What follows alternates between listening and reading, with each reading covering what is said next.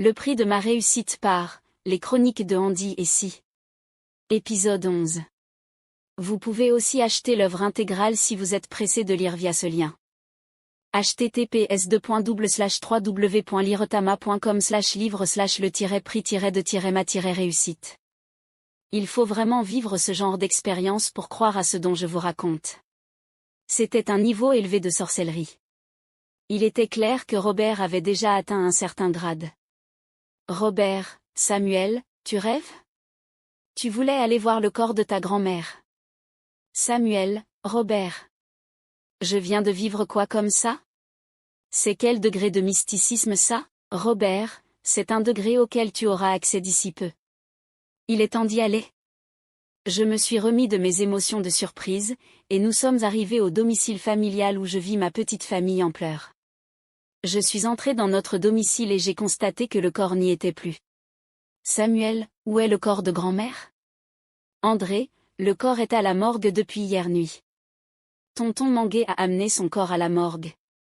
Samuel, Andy, quand vous rentrez de l'école, elle était toujours là. André, oui. Elle est morte juste dans son petit sommeil. Je ne pus m'empêcher de verser des larmes. Ce qui me faisait plus mal, était que j'étais celui qui avait précipité son départ. Comment allais-je pouvoir regarder André et Joséphine désormais dans les yeux longtemps?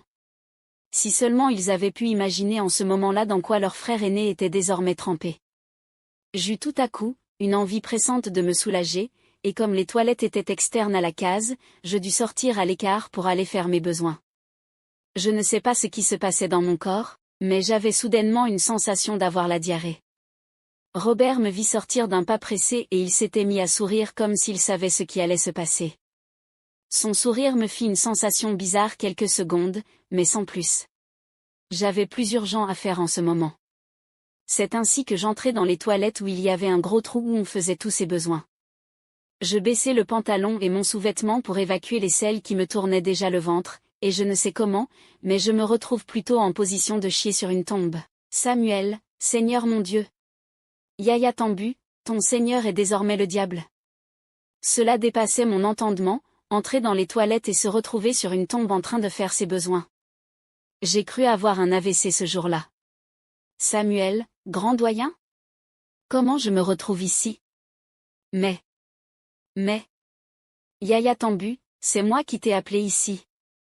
Je t'ai donné cette sensation de vouloir aller à la toilette pour t'attirer ici comme tu es revenu dans ton village. Vous pouvez imaginer la peur que je ressentais. Même ma propre vie et mon corps ne m'appartenaient plus. Yaya Tambu, c'est toi qui dois nous transformer ta grand-mère en mouton. Et pour cela, il faut que je t'initie. Samuel, mais grand doyen. Enfin. Yaya Tambu, Samuel, j'ai l'impression que tu hésites encore, alors je vais te donner un choix.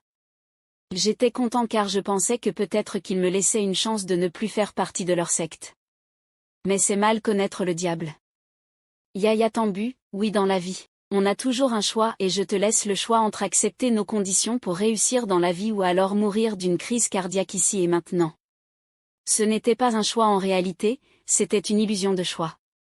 Je n'avais pas de choix. Samuel, j'accepte.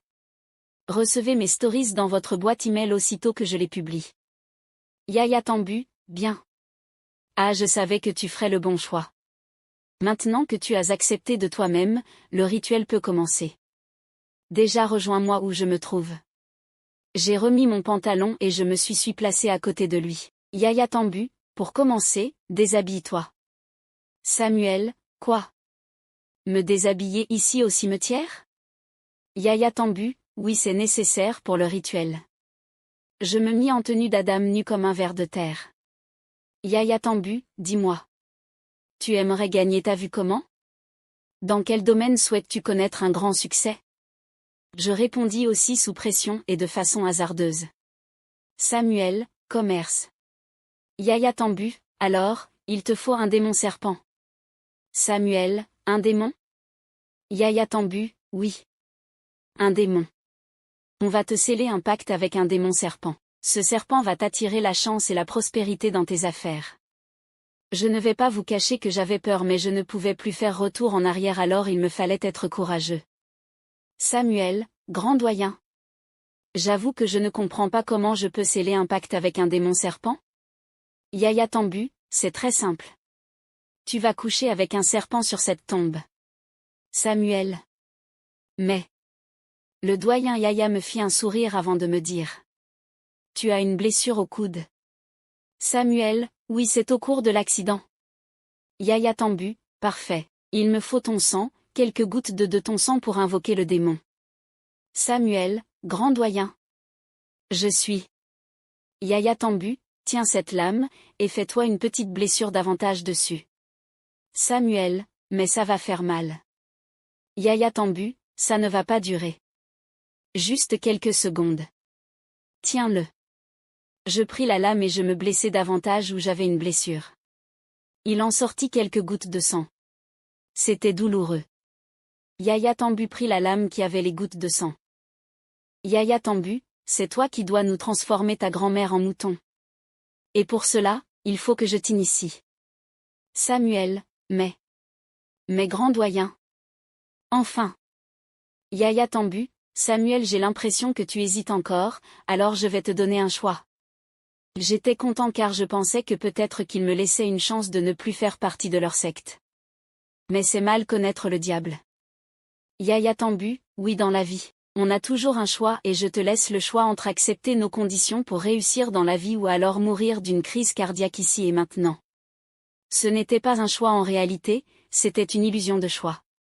Je n'avais pas de choix. Samuel, j'accepte. Recevez mes stories dans votre boîte email aussitôt que je les publie. Yaya Tambu, bien. Ah, je savais que tu ferais le bon choix. Maintenant que tu as accepté de toi-même, le rituel peut commencer. Déjà rejoins-moi où je me trouve. J'ai remis mon pantalon et je me suis placé à côté de lui. Yaya Tambu, pour commencer, déshabille-toi. Samuel, quoi? Me déshabiller ici au cimetière? Yaya Tambu, oui, c'est nécessaire pour le rituel. Je me mis en tenue d'Adam nu comme un ver de terre. Yaya Tambu, dis-moi. Tu aimerais gagner ta vue comment? Dans quel domaine souhaites-tu connaître un grand succès?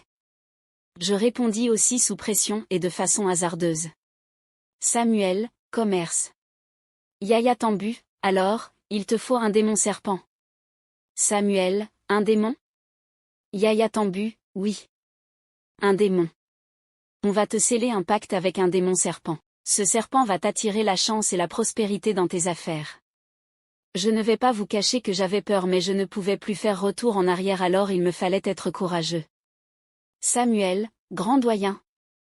J'avoue que je ne comprends pas comment je peux sceller un pacte avec un démon serpent. Yaya Tambu, c'est très simple. Tu vas coucher avec un serpent sur cette tombe. Samuel. Mais. Le doyen Yaya me fit un sourire avant de me dire. Tu as une blessure au coude. Samuel, oui, c'est au cours de l'accident. Yaya Tambu, parfait. Il me faut ton sang, quelques gouttes de ton sang pour invoquer le démon. Samuel, grand doyen. Je suis. Yaya Tambu, tiens cette lame, et fais-toi une petite blessure davantage dessus. Samuel, mais ça va faire mal. Yaya Tambu, ça ne va pas durer. Juste quelques secondes. Tiens-le. Je pris la lame et je me blessai davantage où j'avais une blessure. Il en sortit quelques gouttes de sang. C'était douloureux. Yaya Tambu prit la lame qui avait les gouttes de sang.